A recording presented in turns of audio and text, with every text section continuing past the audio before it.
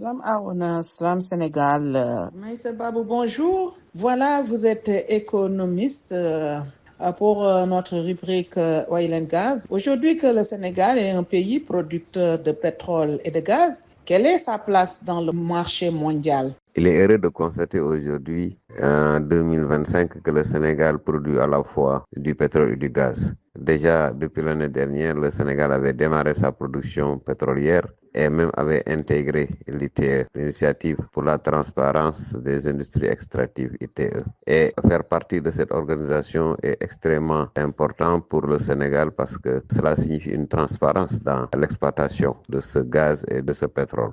Mais on peut aussi noter que cette exploitation a généré à ce jour environ 6 000 emplois et presque 500 milliards d'entrées, ce qui renforce bien sûr le trésor public sénégalais. Nous sommes un pays d'avenir dans ce domaine parce que ce sont des puits qui font partie des meilleurs puits au monde, non pas seulement par la qualité du pétrole que nous avons et du gaz, mais aussi par la quantité, parce que ça se chiffre à des millions, voire des milliards de mètres cubes ou de tonnes. Et donc le Sénégal de demain fera effectivement merveille, en tout cas en Afrique d'abord avant d'intégrer cette quota mondiale. Quelle stratégie pour une gouvernance éthique des recettes issues du pétrole et du gaz? Il faudra penser à une caisse spéciale,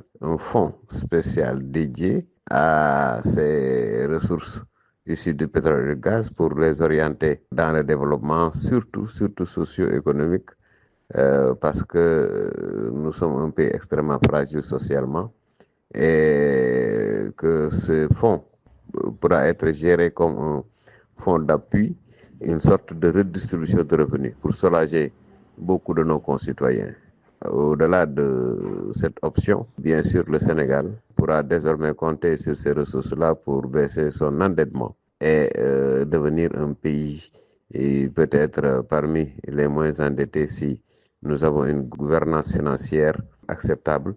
Et ce que peut-être aujourd'hui le ministre de l'Énergie dit très clairement qu'il y aura une transparence et une renégociation de ces contrats-là pour que le Sénégal puisse bénéficier largement de ces mannes pétrolières-là, mais que le Sénégal ne soit pas fouillé par des contrats léonins dont la révision est urgente et déjà engagée par le gouvernement. Professeur Maïssa Babou, merci. Je rappelle que vous êtes économiste. Arona, merci aussi. C'était tout pour la rubrique Oil and Gas. Je vous donne rendez-vous la semaine prochaine.